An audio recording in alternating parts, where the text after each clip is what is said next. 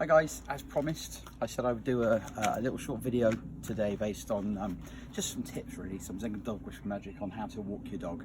And what I want to get across to you is how easy it is. The main thing to remember is that dogs know how to walk.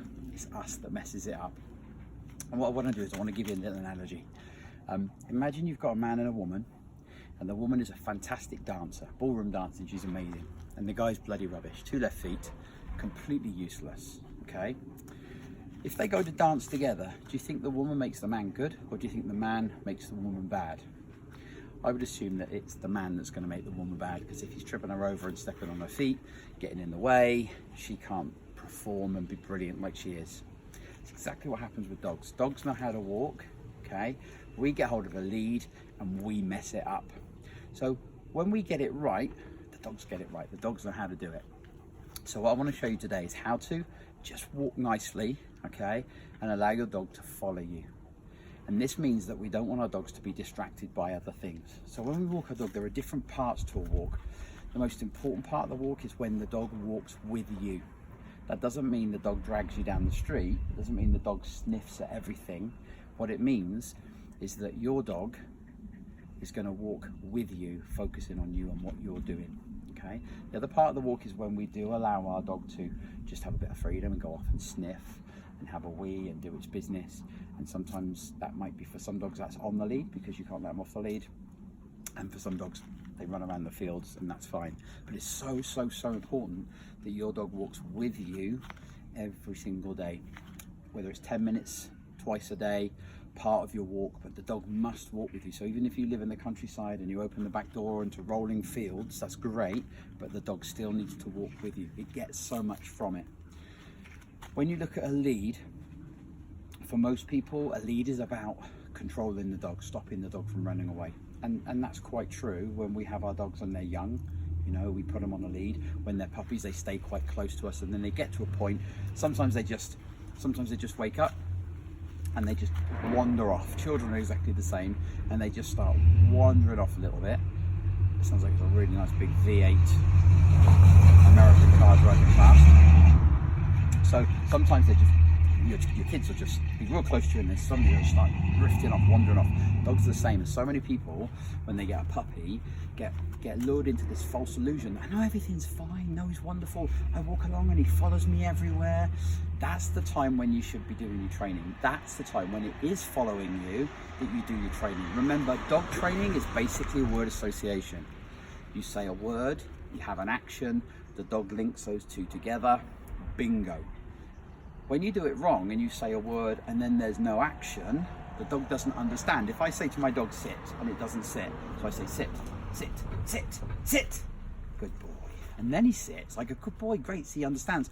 But he doesn't really, does he? Because the word association is I said the word sit 3, 4, 5 times before the dog sat, which means I'm reverse training. If I was to say sit and he doesn't do it, then I just go over and I gently say sit, and I reinforce that so the dog understands what that word means. I'm teaching the dog straight away exactly what I want. And word association is dog training, and dog training is essential. A lot of people think that because I call myself a dog whisperer that I don't like dog training. Absolute opposite. I love dog training. Dog training is essential, but dog training is an activity. It's something that we should do as an activity, as we do with our kids when we take our kids to rugby or ballet or football or karate or whatever we do with them. It's an essential thing that we should do as an activity, but it's not how we should communicate. There are better ways of communicating with our dogs. So what I want to talk about with regards to walking our dog is that communication. So for me, when I hold my dog's lead, I'm not holding his lead because I'm controlling him or stopping him from running away. I'm holding his lead because it's the only way I can hold his hand. And that's what I would make it like. It's like holding hands. If you go out and you hold hands with somebody and you walk through the park, it's a completely different experience than if you just walk next to them. And for most people, they don't get that depth of relationship. They don't get with their dog to a point where the dog is going to really appreciate being with you. And this has so many knock-on effects. I speak to a lot of people that contact me and talk about dogs with anxiety and nervousness, or dogs that bark at other dogs. And all of this comes from a lack of trust. And trust is something that comes from connectivity and relationship. If you don't have a relationship with somebody, you can't possibly trust them, because you haven't got the ability or the opportunity to build those trust elements into the relationship. If you don't do things that take each other out of your comfort zone, then you don't grow. You just stay inside your comfort zone. And so many people with their dogs, they don't create an experience, a life experience for their dog that allows the dog to look at you and trust you. So therefore the dog feels quite lonely and lonesome, and it's on its own. It sees another dog and it starts barking because it feels it has to, and that becomes then habitual. So building trust is so important, and we build that trust. One of the ways we can build that trust is by walking our dog correctly. So what I'd like to do now is I want to show you something. We've got a nice little path here. Now remember, a dog can smell on the grass things that were there a week ago. A dog lives in a different dimension to us. A dog smells things, hears things that we don't, okay? And that's a whole nother thing to talk about, okay? But just for today, I want you to remember that our dog gets a lot of information. And if we allow our dog to walk down the street sniffing every single lamppost, it becomes obsessed, okay? And it becomes a habit. So what happens is the dog goes lamppost, lamppost, lamppost, lamppost, lamppost, and it's not focusing on us. And I want my dog to focus on me. But for my dog to do that, I have to become its leader. I have to walk like a leader. So what I want to tell you today is that you've got to go out there with your dog, focus on walking your dog, and walk like a leader.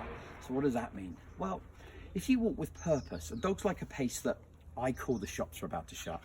So we want to walk a little bit faster, okay? Not quite a power walk. You don't need to wiggle your butt or anything like that, but we're going to just walk a little bit faster, okay? And our dog is going to follow us. Dogs are like caravans, you know? We drive fast, the caravan follows us. The dog walks along with us. Of course, we should be doing this training when they're little, but it's never too late, okay? And what we're going to do is we're going to walk with purpose. So if I walked from A to B and I just stroll along, that's not really purposeful. If I'm texting my mate, or if I've got my shoulders down, that's not really purposeful. But if I was to, you know, shoulders back, head up, walk with purpose, it changes. Remember, physicality changes psychology. The way the things we do change the way we feel. The clothes we wear change the way we behave. Exactly the same with the dog. If I get the dog on the lead and I don't like this, and the dog drags me out the house, most people start the walk wrong, okay? Remember the rule, always human before dog, in a doorway or any kind of little space where it's a little tight space that you're walking through. Always human first. If the human's the leader, always human first. So we want to make sure that when we walk our dog with purpose. Okay, so what I'm going to show you now is I'm going to show you something where I'm going to take my dog and I'm going to just walk just a few yards down here. I'm not talking to my dog. My dog's been led down here. He's just got up having a sniff around. I'm not giving him any instructions whatsoever. I've just got a simple slip lead, and I'm going to hold the lead nice and relaxed. So what I want to do is I'm going to walk just down the path here, and I'm going to walk with purpose. And what I want you to focus on is my dog, okay? How does Mervyn interact with me? And then what I'm going to do is I'm going to do exactly the same thing again, but the next time I do it, I'm going to really just like slow down, relax, think about something else, feel a bit pissed off, and I just want you to see if it changes the way the dog behaves with me, okay? So I'm just going to walk up here.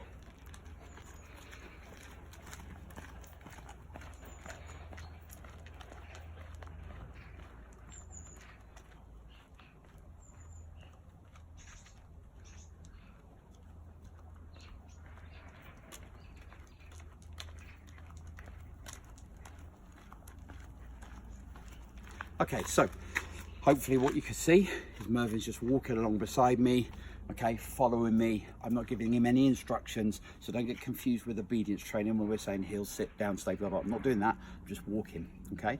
Now what I'm gonna do is I'm just gonna change the way I feel. I'm gonna start to feel a little bit pissed off. I'm gonna be like, oh, do you know, I'm starving. Text me, mate, I'm feeling a little bit. I'm not gonna do anything different. I'm not talking to my dog, I'm not holding the lead, I haven't adjusted anything at all. All I'm gonna do is change the way I feel when I walk. Now, see if there's a difference in my dog.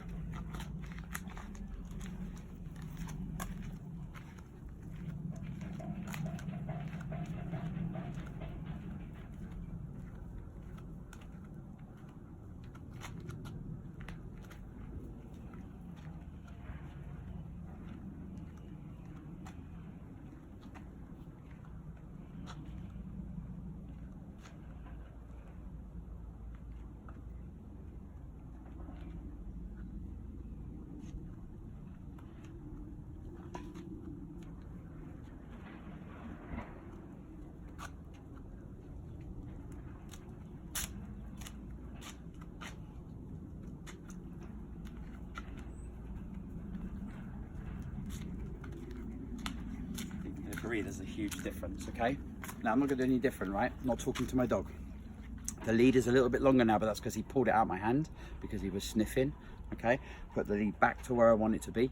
And what I will do is, I'll do another video. I always use a slip lead, and I know some people don't like slip leads because they think that they're cruel. They're really not cruel when you know how to use them. If you use them correctly, the lead never goes tight. You know, it's a bit like saying cars kill people. Cars don't kill people, bad drivers kill people. Slip leads are not bad things, just bad dog owners that don't know how to use them, not good. And I would always say to somebody, don't use a slip lead if you don't know how to use it. But if you know how to use it, they're brilliant. Okay, super simple, and they work great. And I'll talk about that in another video, another day. So, not done anything, not changed anything, right? I'm gonna stand a little bit taller, take a deep breath, and all I'm gonna do is walk with purpose.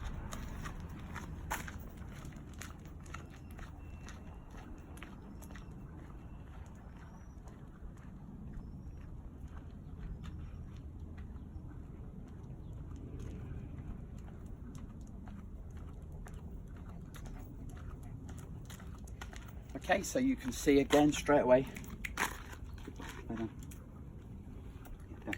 So straight away, you can see again that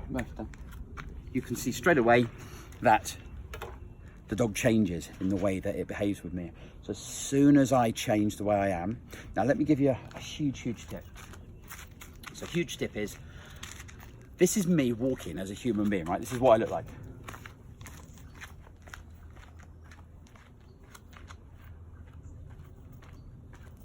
That's what I look like, right? Now I look exactly the same when I walk my dog. If I'm walking my dog, I look like this.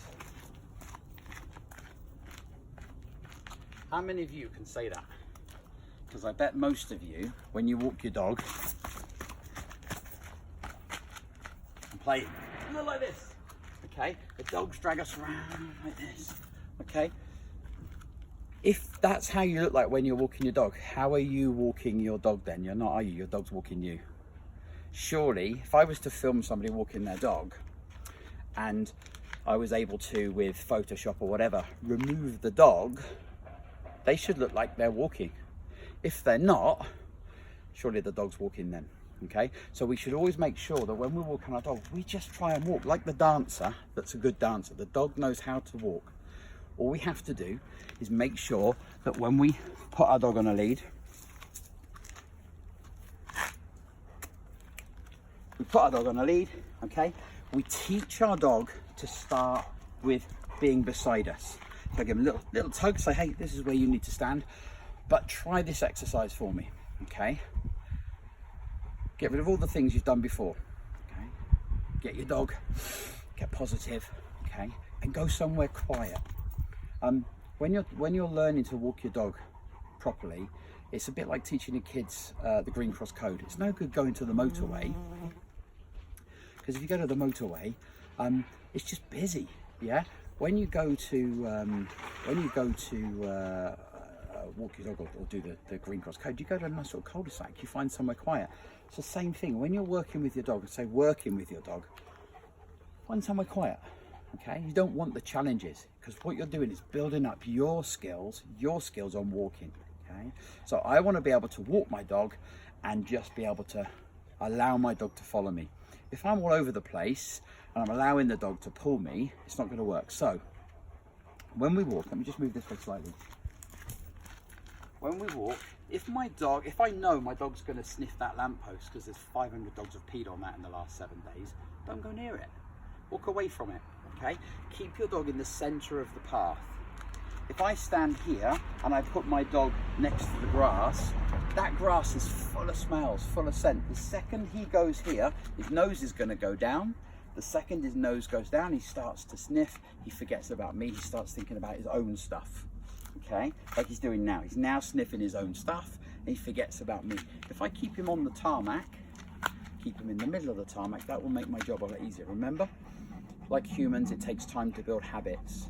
Most of you that are watching this video because your dogs don't walk very well with you have built up a habit that's bad. We've got to change and break that habit, and that habit is going to change and break straight away by firstly making sure the first thing that we do is concentrate on just walking really calmly and smoothly and not focusing on being real tight and doing this. Now, I know some of you are thinking, yeah, but we can't even get out the house without the dog pulling us. Well, that's a different issue. That's not about walking your dog. That's about your dog's chemistry. That's about your dog being wound up before it even leaves the home. And that's something else that we'll talk about another day maybe, because at the moment, what we're talking about is just actually physically walking the dog. And walking the dog, I promise you, is all about you. And I've met hundreds of people, and I've been able to take the lead of their dog and just walk them, and they go, oh my God, it's a different dog. It's the same dog. Remember, the dog knows how to walk. It's you that's messing it up, okay? So go out and just think about walking, swing your arms. We need this rhythm, you know? Now, one last little tip I want to give you is just about when you put the lead on the dog. I'm just going to move over here because it's quite sunny. I'm just going to put my dog in the shade. So when we put, come here, good boy. When we put the lead on the dog, we want to get our dog beside us. So the dog is beside me. I like to hold the lead just in one hand, okay? And I hold my lead in the hand. The lead is always relaxed. And then what I'm going to do is I'm just going to swing my arms. And as I swing my arms, the lead goes slightly tight each time I go back. So it's a little bit like holding a gear stick. If you imagine that this is neutral, I'm going to go third gear, fourth gear, third gear, fourth gear. And as I do third gear, fourth gear like this, as I do that, the lead goes slightly tight, just keeping him in check. So as I walk along, all I focus on is walking and swinging my arm. So what I'd like you to do is get your dog on the lead, go out, don't make a fuss, don't do a big, come on then, let's go out. Keep the dog super calm. Go outside, go for a little walk, make sure your dog's been to the toilet, done its business, and then just spend some time, find a little bit of tarmac, and just spend some time holding the dog, good posture, set a position. So right, there's a bush there, I'm gonna walk to that bush. Think of it like management. Leadership, pack leadership is about management, okay? You've gotta be like a manager. Imagine you're at work and you're the manager, yeah? Hold yourself like a manager, don't stand up straight, okay? And if you manage your dog and you walk with purpose, you'll be amazed. You'll be absolutely amazed at how quickly your dog will change. You know, sometimes we do have to give them a little bit of a tug to remind them. You know, dogs are physical animals, but it's just a gentle tug.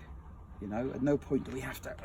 And if you've got great big metal leads and metal harnesses and big harnesses and stuff like that, you're just cutting down the communication. The simpler you can make it, the more communication that you get with your dog.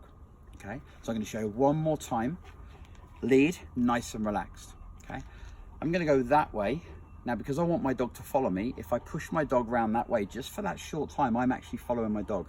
So I'm going to turn right, and I'm going to get my dog to follow me as I turn around. And then all I'm going to do is step off with my left leg. It's closest to the dog. It's nice and polite.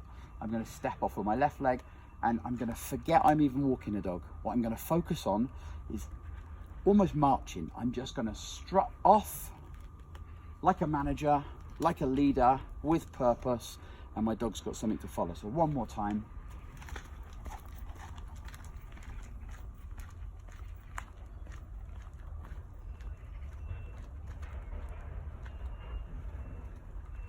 Focus on swinging my arms, third and fourth, third and fourth, third and fourth, third and fourth. Try it. It'll work if you do it, okay? Have a go at doing that. Come back to me, give me some feedback. Those of you that try it, those of you that get good results, come back to me and I'll give you another little amazing piece of magic that will help you walk your dog. Great to speak to you. Hope you have a great day. All the best. Bye-bye.